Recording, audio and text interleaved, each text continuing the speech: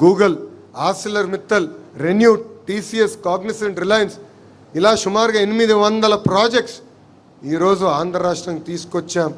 యుద్ధ ప్రాతిపదికంగా మనం గ్రౌండింగ్ కూడా చేస్తాం జరుగుతుంది. సైకో పార్టీ మనకి సినిమా చూపిస్తానంటున్నారు.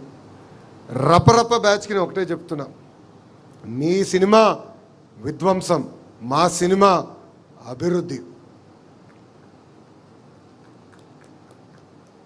మీ అందరి బాలయ్య, నా ఒక్కడికే ముద్దల మావయ్య తొడగొడితే వీళ్ళందరూ ఒక్కరు కూడా ఇక్కడ ఉండరు. ఈ సైకో బ్యాచ్ బతకదు. వాళ్ళు ఒకటే చెప్తున్నా, మీ సినిమాకి ఎండ్ కార్డ్ వేసేది మా పసుపు సైన్యమే, ఇది గుర్తుపెట్టుకోండి. పాదయాత్రలో కార్యకర్తలు నన్ను కలిశారు. పనిచేసే కార్యకర్తల్ని మీరు గుర్తించాలని పదే పదే కోరారు. అందుకే టెక్నాలజీతో జోడించి మన అందరం పనిచేయాలన్నాను. ఇక్కడున్న చాలామంది కార్యకర్తలు మనం ప్రతిపక్షంలో ఉన్నప్పుడు నన్ను తిట్టుకున్నారు. ఓటీపీ వ్యవస్థ ఎందుకు పెట్టాడు, ఇంత సిస్టమ్ ఎందుకు తీసుకొచ్చారంటే ఎవరు పని చేశారు ఎవరు పని చేయలేదని తెలుసుకునేదానికి ఆ వ్యవస్థను ఏర్పాటు చేశాం. ఈరోజు మై టీడీపీ అనే యాప్ తీసుకొచ్చాం. మీరు చేస్తున్న ప్రతి కార్యక్రమం పార్టీకి తెలియాలంటే వేరే వ్యవస్థ ఉండదు, టెక్నాలజీతో అనుసంధానం అవ్వాలి. మై టీడీపీ యాప్ డౌన్లోడ్ చేసుకోండి. మీరు చేస్తున్న ప్రతి కార్యక్రమం పార్టీకి తెలియజేయండి. తప్పనిసరిగా జల్లెడు బట్టి మిమ్మల్ని ఎత్తుక్కుంటూ తెలుగుదేశం పార్టీ వస్తుందని ఈ సభాముఖంగా కార్యకర్తలందరికీ నేను హామీ ఇస్తున్నా. ఇక్కడున్న నాయకులను అడుగుతున్నా, ఎంతమంది మై టీడీపీ యాప్ డౌన్లోడ్ చేశారని?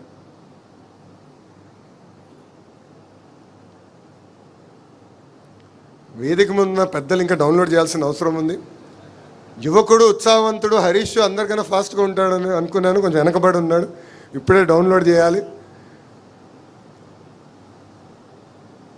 నేను ఇక్కడున్న నాయకుల్ని, కార్యకర్తలందరినీ కోరేది ఒకటే, ప్రజల చుట్టూ తిరుగుదాం, ప్రజల సమస్యలను పరిష్కరించుదాం. తప్పనిసరిగా తెలుగుదేశం పార్టీ మనం గుర్తిస్తుంది, మన అధ్యక్షుల వారు మనం గుర్తిస్తారు. అంతేగాని రూముల్లో కూర్చుని పనిచేస్తే మన ఆశయాలు మనం సాధించలేం. ఇది ఇక్కడున్న మనందరం గుర్తుపెట్టుకోవాలని ఈ సభాముఖంగా కోరుతున్నాం. మీ అందరు తెలుసు, ఇక్కడున్న సీనియర్ నాయకులు తెలుసు, పాలిట్ బ్యూరోలో పనిచేసిన నాయకులు తెలుసు. నేను బయట ఎంత పోరాడానో దానికన్నా 5 రెట్లు ఎక్కువ నేను పార్టీలో పోరాడాను. పార్టీలో సమస్యను తీసుకొచ్చేదానికి పోరాడాను. మనం ప్రతిపక్షంలో ఉన్నప్పుడు డిస్ట్రిక్ట్ పార్టీ కాదు, పార్లమెంట్ పార్టీ వ్యవస్థ తీసుకొస్తే బాగుంటుందని నేను ప్రతిపాదించాను, పోరాడా. మొదటిసారి ఆ పోరాటం ఫలించలేదు, కానీ నేను అధైర్యపడలేదు. నేను నమ్ముకున్న సిద్ధాంతం, పార్టీ ఇంకా వైబ్రెంట్గా ఉండాలి, మనం ఎన్నికలు గెలిస్తే సంక్షేమ అభివృద్ధి చేయగలుగుతామని, కావాలని పార్లమెంట్ పార్టీ వ్యవస్థ ఉంటే బాగుంటుందని నమ్ముకున్న వ్యక్తిని. అహర్నిశలు పోరాడా.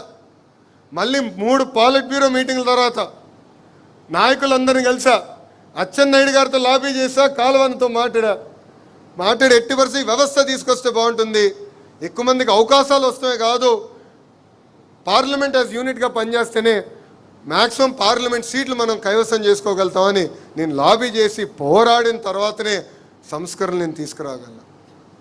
ఇది మీ అందరికి ఎందుకు చెప్తున్నానంటే, మన పార్టీలో ఉన్న ఒక జబ్బు ఉంది, కోవిడ్ కన్నా ప్రమాదమైన జబ్బు. కోవిడ్ వస్తే కనీసం దగ్గుతాం, జ్వరం వస్తుంది, ఆసుపత్రికి వెళ్తాం. కానీ మన పార్టీలో ఉన్న జబ్బుకి ఏంటంటే అలక. మనం అలుగుతాం, ఇంట్లో పడుకుంటాం, మళ్ళీ వేరే పార్టీకి వెళ్ళాం, వేరే పార్టీకి ఓటేయం. కానీ ఇంట్లో పడుకున్నందుకు నష్టపోయేది ఎవరు? తెలుగుదేశం పార్టీ కార్యకర్తలు. అందుకే కార్యకర్తలు నాయకులందరినీ కోరేది ఒకే ఒక విషయం, మనం నమ్ముకున్న సిద్ధాంతాల కోసం, మనం అనుకున్న లక్ష్యాలు సాధించే వరకు అహర్నిశలు కష్టపడదాం, పార్టీ లోపల పోరాడదాం, 4 గోడల మధ్యలో కూర్చుందాం, మాట్లాడుకుందాం. నేనన్నా మిమ్మల్ని కన్విన్స్ చేస్తాం, మీరన్నా నన్ను కన్విన్స్ చేయండి. కానీ నిర్ణయం తీసుకున్న తర్వాత జై తెలుగుదేశం, జై చంద్రబాబు గారిని బయటికి వెళ్దాం. బయటికి వెళ్ళి మళ్ళీ వేరే మాట ఉండకూడదు. మాది చిన్న కుటుంబం, 5గురమే. మీ అందరు తెలుసు, మొన్న ఒక 5 రోజులు, ప్రతి సంవత్సరం ఒక 5 రోజులు మా అబ్బాయితో నేను బ్రేక్కి వెళ్తాం, ఒట్టి దేవాంశ్ నేనే వెళ్తాం. 5 రోజులు ఒక 2 సార్లు కొట్టుకుని ఉంటాం మేము ఇద్దరం. నాన్నని ఇది చేయాలంటే నేనే అది చేయాలంటాం. చిన్న కుటుంబంలో కూడా విభేదాలు ఉంటాయి, చిన్న చిన్న సమస్యలు ఉంటాయి. కానీ 4 గోడల మధ్యలో కూర్చుని మనం కన్విన్స్ చేసుకోవాలి, మనం మాట్లాడుకోవాలి. ఇది ఇక్కడున్న నాయకుల్ని కోరుతున్నా, రాష్ట్రంలో ఉన్న 1 కోటి మంది సభ్యుల్ని, కార్యకర్తలను కూడా నేను కోరుతున్నా. కలిసికట్టుగా పనిచేద్దాం, కలిసికట్టుగా పోరాడదాం, మనం అనుకున్న ఆశయాల్ని మనం సాధించుదాం. మీరు చూస్తున్నారు, నేను కేవలం ఒక ప్రతిపాదన గౌరవ ముఖ్యమంత్రి గారికి, జాతీయ అధ్యక్షులు చంద్రబాబు నాయుడు గారు చెప్పారు. పార్టీలో మూమెంట్ అనేది చాలా అవసరం. గ్రామ పార్టీలో పనిచేసిన వాళ్ళు మండల కమిటీలోకి రావాలి, మండల కమిటీలో పనిచేసిన వాళ్ళు పార్లమెంట్కి రావాలి, పార్లమెంట్లో పనిచేసిన వాళ్ళు స్టేట్ కమిటీలోకి రావాలి, అక్కడి నుంచి నేషనల్ కమిటీలోకి రావాలి, పాలిట్ బ్యూరో కూడా రావాలి. అప్పుడే పార్టీలో కదలిక వస్తుంది. మార్పు అనేది నిరంతర ప్రక్రియ అని నేను చెప్తాం జరిగింది. టర్మ్ లిమిట్స్ గురించి కూడా నేను పాలిట్ బ్యూరోలో అనేక మార్లు చర్చించాను. ఇంకా వాళ్ళు ఒప్పుకోలేదు, పాలిట్ బ్యూరో ఆమోదం తెలపలేదు. ఒక ప్రయోగం చేయండి అని చెప్పారు. కానీ ఈరోజు చూడండి, ఏ పార్టీలో జరిగిన విధంగా ఒక మండల్ పార్టీ అధ్యక్షురాల్ని, ఒక క్లస్టర్ ఇన్ఛార్జ్ని ఏకంగా పాలిట్ బ్యూరోలో కూర్చోబెట్టిన ఘనత మన జాతీయ అధ్యక్షులు చంద్రబాబు నాయుడు గారు. ఆయనలో ఉన్న గొప్పతనం, ఒక మంచి సలహాతో వెళ్ళి ఆయనకు చెప్తే వింటారు. 75 సంవత్సరాలు వయసు అయినా ఆయనలో 25 సంవత్సరాలు కుర్రోళ్ళు ఉన్నారు అనుకుంటాం. ఆయన స్పీడ్కి ఇప్పటికీ నేను అందుకోలేకపోతున్నా. నేను రాము ఎప్పుడు మాడుకుంటాం, ఆయనతో పోటీ పడతాం మన వల్ల అవుదని. అంత అనుభవం ఉన్న వ్యక్తి, 4వ సారి ముఖ్యమంత్రిగా చేస్తున్న వ్యక్తి. ఇప్పుడు కూడా అందరి దగ్గర నుంచి ఫీడ్బ్యాక్ తీసుకున్నప్పుడు మనం కూడా ఎంత ఫీడ్బ్యాక్ తీసుకోవాలో దయచేసి ఇక్కడున్న నాయకులందరూ కూడా కోరుతున్నాం.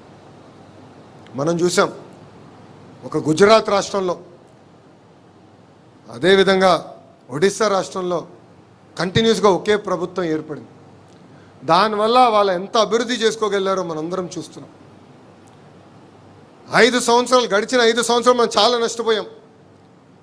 ఒక విధ్వంస పాలన మనం చూసాం.